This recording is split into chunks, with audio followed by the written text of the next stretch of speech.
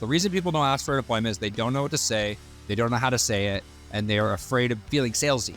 And which makes them salesy. What ends up happening, we're not salesy in the sense of like they're super apathetic towards like the situation of like some wanting to actually help somebody because they don't want to feel like salesy. So the crazy thing is us thinking that we're going to close a client simply by putting them on a drip. They're on 17 to 22 other drips, and then they're going to choose you is like, it flabbergasts me. It's one of those things that it just doesn't happen. Like you're competing against Zillow. Like you have to understand that strategy is Zillow's strategy. If that is your buyer process to get people into a home when they're ready, Zillow is going to put you out of business.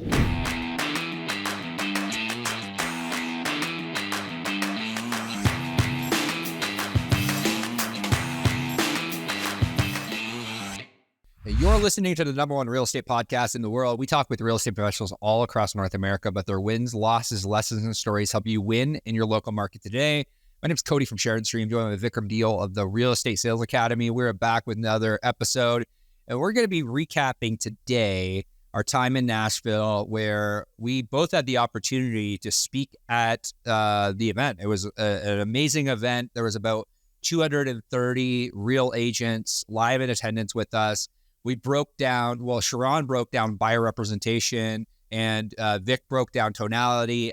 I actually pulled up some call reviews that, really, I think were enlightening to the people that were in attendance. Totally. Because, we really don't realize how we sound until we listen back to our calls.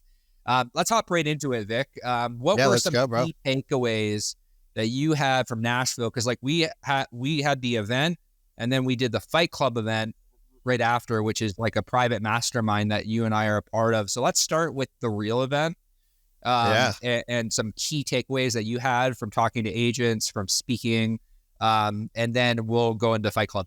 So I'm just going to share my screen here with you guys. It's something that I wrote on the Real Workspace a couple of days ago, just recapping. And I just like full transparency as you do, but this is a line that we learned from Sharon back at the Rise event. But real estate is a game of contracts and power players, which means that the agent who wins more are power players and they understand contracts. Yeah. Think about this, you guys. And I know I break this down inside the Real Estate Sales Academy, like verbatim, word for word. In fact, I have a 28-page script for the listing. I have a 28-page list for the buyer's presentation. When was the last time, right, Cody? And you talk to agents all day long. You talk to team leads.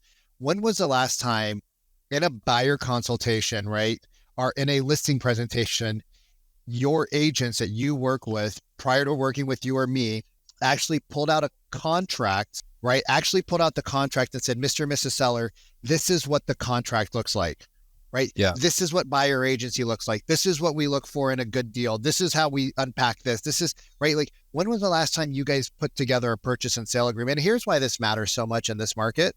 What my clients are seeing, right? We had about 30, 40 clients this week come to one of our multiple calls. 87% of them, 88% of them, when I asked, are you guys in multiple offers? It's January, folks, or it's February 1st. Welcome to February.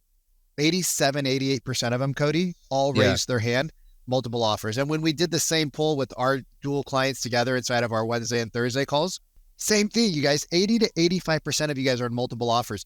The problem is that if you do pricing and pricing strategy at the same time when you're writing an offer for buyers, let's just focus in on buyers right now. Yeah. Your prospect or your clients, right, the human in front of you is trying to figure out like what their pricing strategy is while they're trying to put an offer together. And that's why you guys lose. Because I can tell you, if y'all thought 2021 was a competitive market, just wait. 2023 people are pent up. It's just like COVID, right? When COVID opened up the doors, the bars were flooded. People are like, oh my God, it's the same exact thing right now. And if you don't know how to use contracts and become a power player in your market, you're going to say that 2023, oh my God, there you go. Take a look at this. You're going to say 2023, you're going to be like, oh my God, I wish we had 2023 again. 2024, we can't even get our foot in the door. Well, this is really interesting. I saw this on the news the other day. This actually hit massive. They essentially, what they did in this 85, it's crazy what happened here. there were people lined out the door on this specific property because of like pricing strategy. So, again, like very like, again, like there was another way to do this. They could have listed the property at $999, so I got the property, but like they listed it below market value, and it got a ton of press. So let's just talk about market value though. Yeah. There's no such thing, right? And this is something I learned a decade ago. There's no such thing as market value until a buyer and a seller put a contract together and it's mutually accepted and it's closed. And the minute it's closed, it's actually past history because now you have current competition.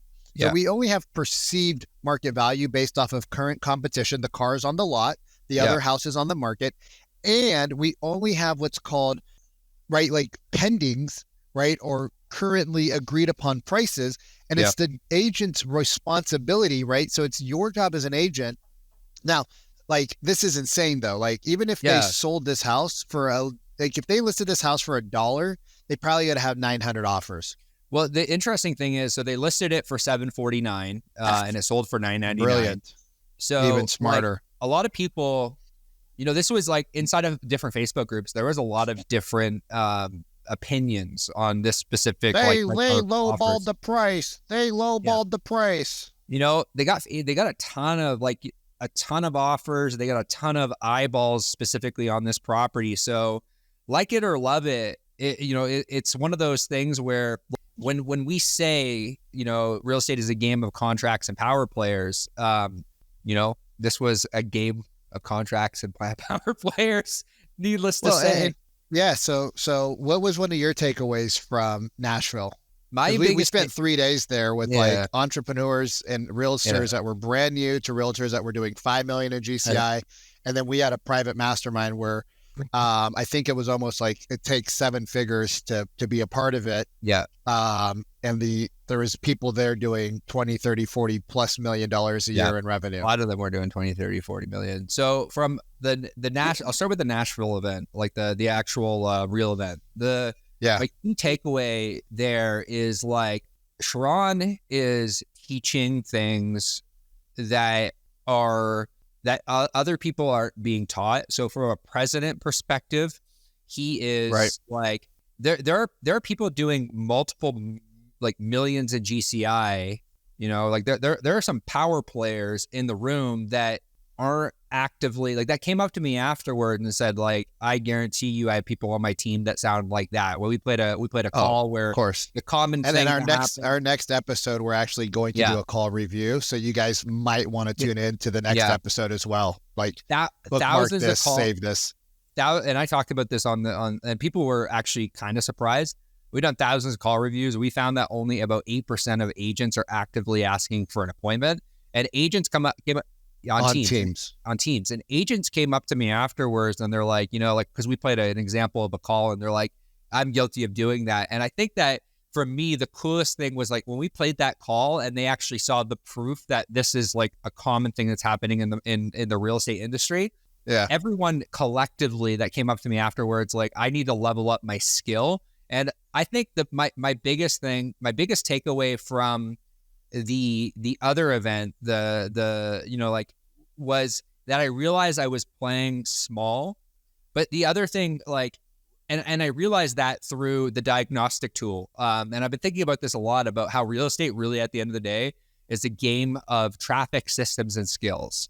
And Sharon shared the diagnostic tool with us that kind of allows us to look at our business in a different perspective. Like, it's a game. Like, I think that for the most part, agents think that they have a traffic problem, like they have a lead gen problem. Some do, but most don't. They kind of understand that they have a systems problem. Like some do, some realize they have a systems problem. Very few agents understand they have a skills problem, which is like when you and I originally got connected a couple of years ago. That was the whole premise of that, and Sharon perfectly Sharon perfectly put it into realization. I'm like, oh, this is like, traffic system skills. And that diagnostic tool for me was a realization, and I'm actually rebuilding our presentation deck around that. Let's talk about, let's unpack it, because, we're using like high level terms because we understand them, but a lot of agents, right? And And this is why I love what I do. Like I got out of the industry and I came back and we understood this at a very high level. We had traffic, right? We paid for leads. We did open houses. We had expires. We had in-house ISAs. Everybody had, like, I don't do the 10 days of pain. Like, I don't want my prospects to be in pain, but we followed up with humans because humans are what drive our business. Yeah. Right. So I didn't do like 10 days of pain. I just did follow up until they either buy or they say kick rocks and they go work with somebody else. Yeah. I know that internally. Yeah. Like lifetime nerd. I know internally from a deep level that our process was better. Why? Because when we sat down with somebody in a buyer consultation, actually, I'll just show you like a buyer consultation real quick. Yeah. But like, this is old. This is from like 2017. So like, excuse the fact that it's old, but in our private group, right, where I have agents like Wally Dolly of San Diego, who's done, I don't know, he's been in about 4 years, probably done about $60 million, $50 million in transactions. He brought his whole team and he's like, he started coaching with me. And then he realized like there was a major gap in transferring his knowledge to his team's knowledge, right? And he brought his team and we broke down, Cody, on Monday, right? And I'm talking people like some of our clients did 80 transactions last year. Some of our clients are brand new. Not a single one of them, when I said, and some of them have been in the industry for 10 years, right? Like some of my guys in Hawaii, they've been in the industry for 10 years. They went through the 2005, 6, 7, 3, 4, 500 houses a year. I said, how many of you guys have actually done a buyer consultation properly? And dude, you know how many hands went up? Probably zero. Like a zero. Yeah. I said, how come? I said, who's taught you guys how to write offers? Nobody got taught how to write offers, right? So like, you guys, this is a super different type of podcast because Cody and I decided like we need to do a little bit more tactical stuff. Like we love bringing in our guests. Yeah. But Cody and I made a pact to each other on the flight back that we were going to get more tactical and actually share things that are our personal. Like we want this to be more beneficial for our free content than what you're paying your coach for. Right. I don't share this with your coach. No, I'm kidding. Share this with everybody. Right. But like, this is our old buyer presentation. Right. And like, this is from 2017. This is, if you guys stole this, this would be better than what you do. Right. Like when we go into the buyer consultation, all we talked about was 40 years, honest and open communication, right? All over the world, customer service. We always negotiate wholeheartedly. You guys, I've been talking about like, come from the intention of love and connection. Right. I've been talking about this for a decade and we treat everybody like our own family, right? That's all we talk about, right? We never really go into who we are as a company, but we then go right into the buyer process, choose an agent, obtain the letter, right? And then we unpacked every single one of these items, right? But like, let me just show you like one of the most important things that you guys need to do inside of your buyer consult, right? I don't even know if I share this. This is old, Cody. Like, forgive the basicness of this. This is old, right? Offer process. First, we write the offer, present, negotiate mutual performance. Okay, great. Super basic. Nobody cares. Now we unpack how we won in a multiple offer situation where we weren't even the highest price, right? 605, 574, 630, 570. Their escalator price beat us by $25,000. All this agent had to do, dude, was go back to this Charlie D of Skyline Properties and be like, yo, bro, Vic's at 605, you're at 630. Why don't you come up to 620 and you win the house? Oh, by the way, they were putting down $140,000. Like these guys waived inspection, they waived the pre-inspection, they had a finance contingency, but who cares? They're putting $140K down. They both worked at Microsoft and Google. Like they were not going to lose this deal. Like this house, $506,000. They were super overqualified. They could have bought $1 million house, right? The agent gave me all of the information because I was like, hey, can I get all the offers? She's like, why? I was like, I just want to make a spreadsheet to show how like agent relationships matter. So you guys put on your flyers, who you choose matters, show it, show flow demo, show your multiple offer. And now when you guys are in a multiple offer situation, you don't show it then, you show this at the buyer consultation. So when we use the game plan frame, which again, we've been using it for a decade, and we say, hey, Mr. and Mrs. Seller, are you aware of like the 3 things that have changed in the, like, has anybody actually sat down with you, Cody, and shared with you the 3 things that have changed since 2023 to 2024? And they go, no, it's still the same. We've bought houses before. Oh yeah, that might be a little problematic. I guess, are you aware of like the multiple offers that are happening, the lack of inventory, right?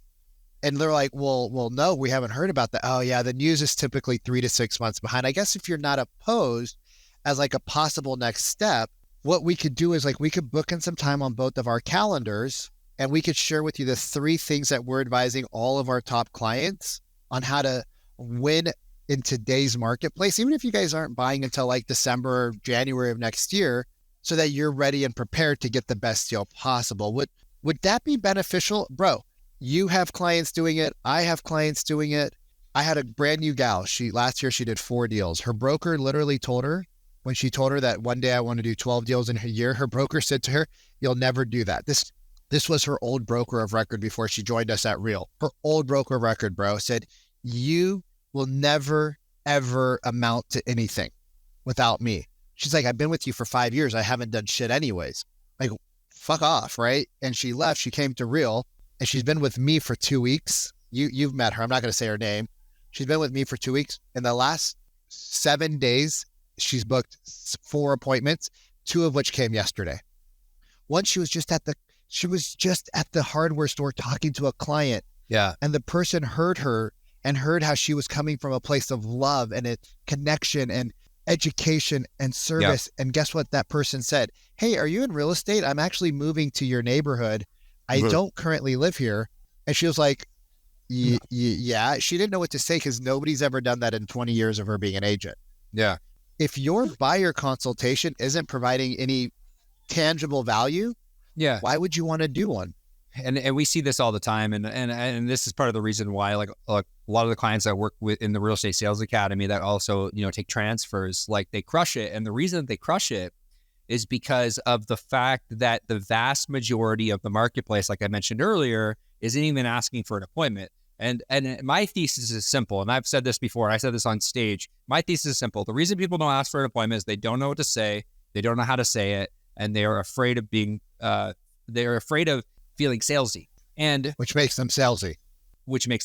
And what ends up happening, or not salesy in the sense of like, they're super apathetic towards like the situation of like some wanting to actually help somebody because they don't want to feel like salesy. So what ends up happening, they don't want to feel pushy.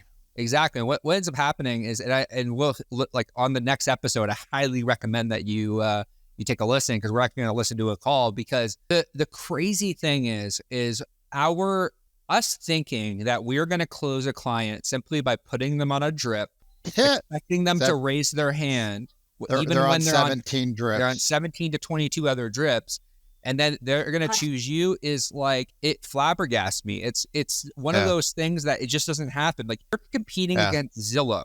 Like, you have to understand that strategy is Zillow's strategy.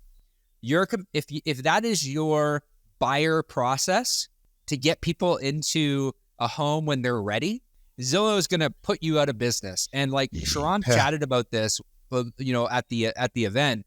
He chatted about buyer representation and the changes that are going to happen. And this requires us, with all the changes in 17 states already, you have to have buyer representation prior to going to show homes.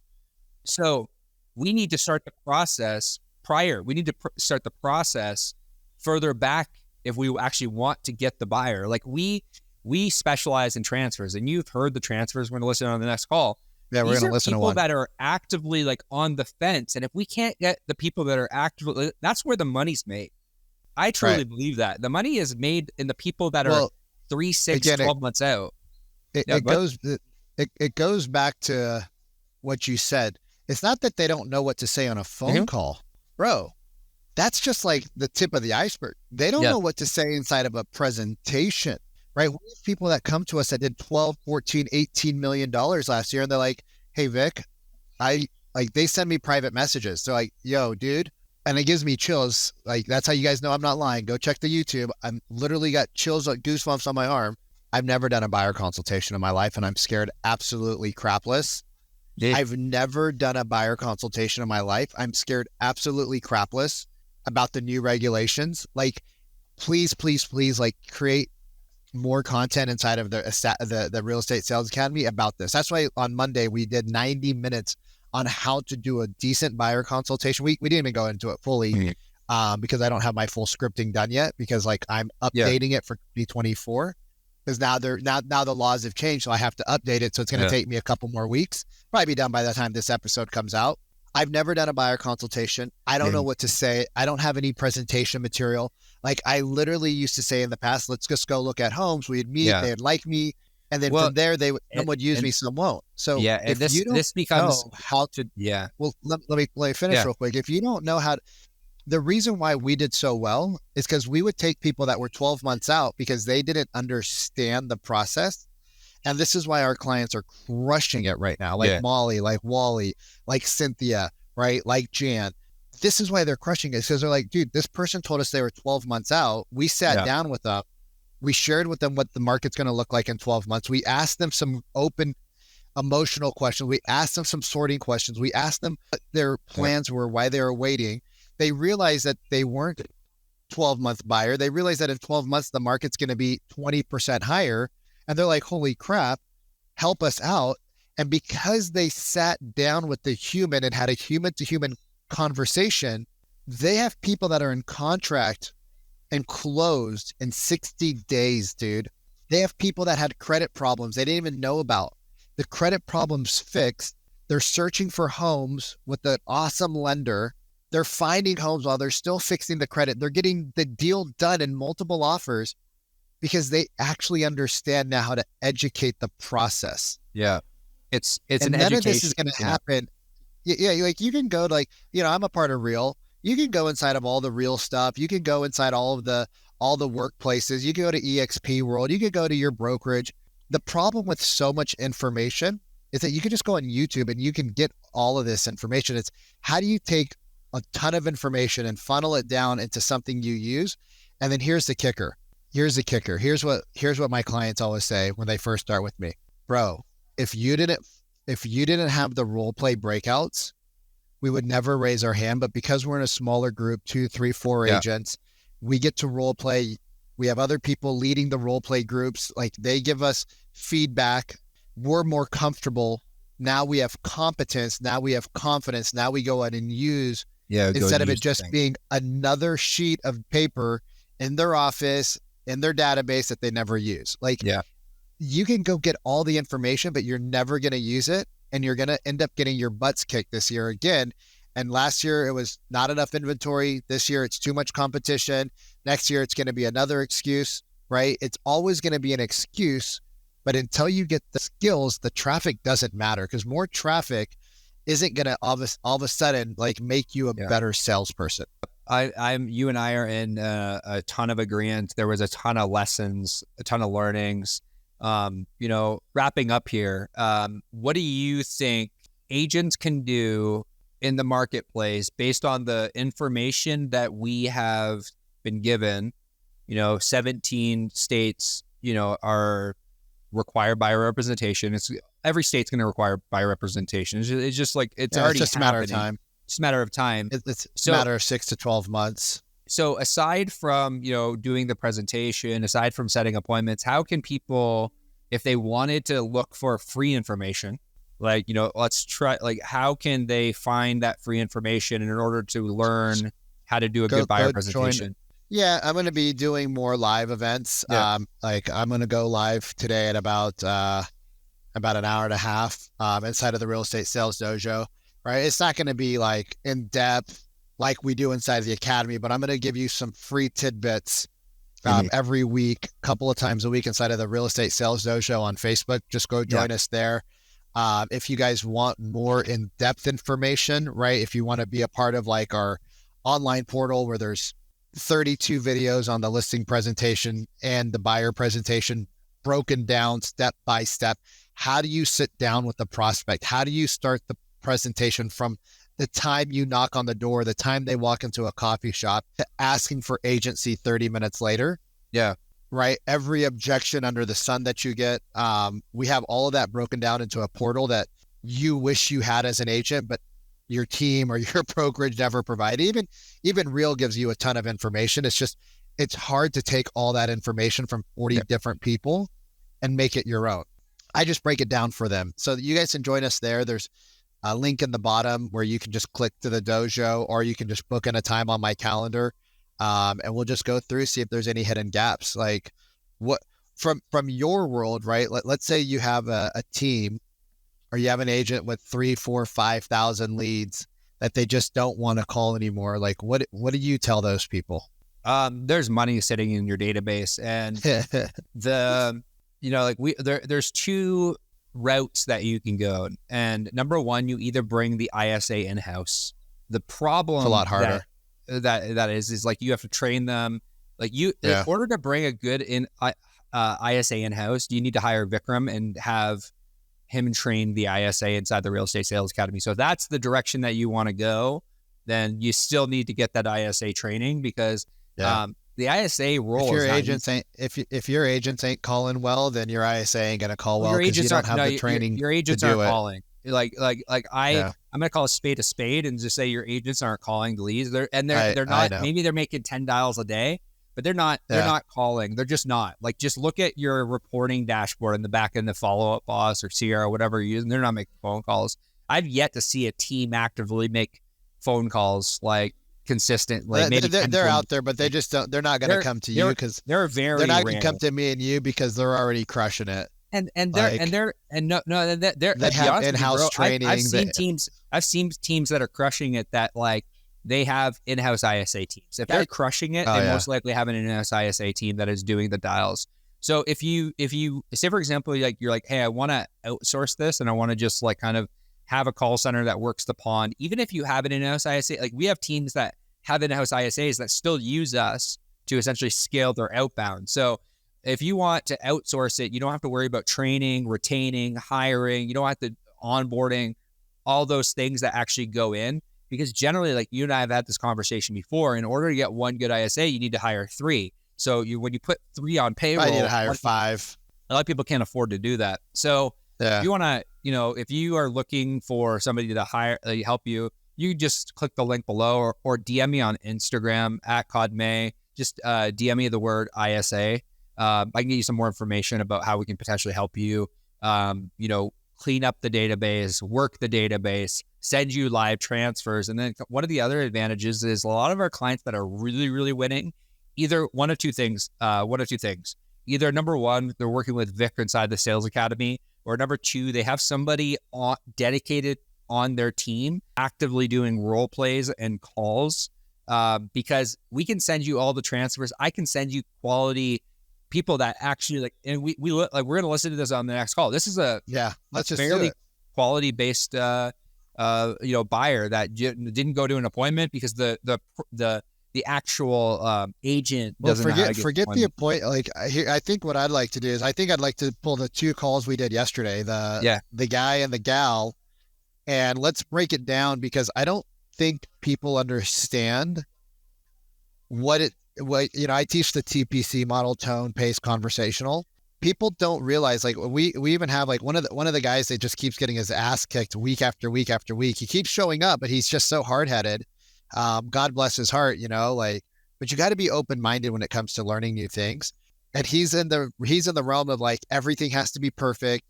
Everything's got to be said a certain way. Everything's got to be so professional. And I'm like, bro, you're not selling from stage. You're selling to Mr. and Mrs. homeowner that are scared. Just to leave it at this. When somebody flies, you know why they put the mask on yourself first? You know why they say, here's how you insert the buckle into the seatbelt thing? It's because most people fly once every 3 to 5 years. And the level of stress and anxiety for traveling is one of the most, we travel all the time. Yeah. But for most people, the amount of anxiety and stress they have the minute they leave their house with suitcases, like, did we leave the stove on? Oh my God, did we put on the alarm? Did we lock the front door? Oh my God, did we get the kids bottles? Oh my God. The level of anxiety goes through the roof, that even though people hear it, they don't actually comprehend it, which is why they repeat it multiple times. Mm-hmm. And we expect people to know how to buy a house because they bought a house 7 years ago. Like, they don't even understand what they don't understand. So you guys, without further ado, if you haven't hit the subscribe button, if you guys haven't hit the bell, the notification, wherever you're listening to this on, you're not going to want to miss the next episode. You're going to want to share it with your brokers, your team leaders. You're going to want to share it with anybody who you care about. And if you guys want some information about like Real, I don't really plug Real too often, but if you guys want any information, because we know brokers out there in this world that tell their agents like, you'll never do anything without me. Or we know agents that paid hundreds of thousands of dollars into their old brokerage and got no CRM, no training, no Sharon, no Vikram, nothing except for like they get to put the company sign on the door. And now Real's got like white labeling, and they got a lot of cool things for teams and company owners that are independent. Just send me a message on Instagram. Just type in Real and I'll shoot you a 20-minute link private so nobody knows we had the conversation. And if it's a fit, awesome. If it's not, no harm. At least you learned about a new model. Well, that was a great episode. Excited for the next one. We're going to be breaking down some call reviews. So you're not going to want to miss that. Thank you for tuning into another episode of the RE Agent Podcast. We'll see you soon.